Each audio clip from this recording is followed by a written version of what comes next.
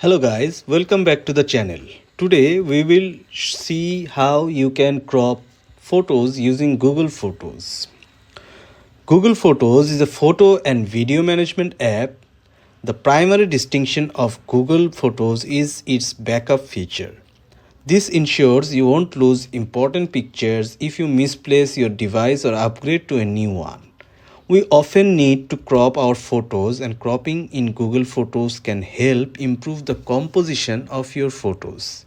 Let's see how we can crop photos using Google Photos.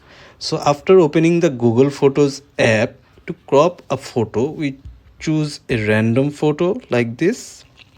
Then in the bottom, you will find edit option here.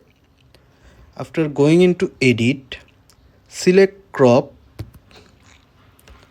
then you crop as you wish. All right,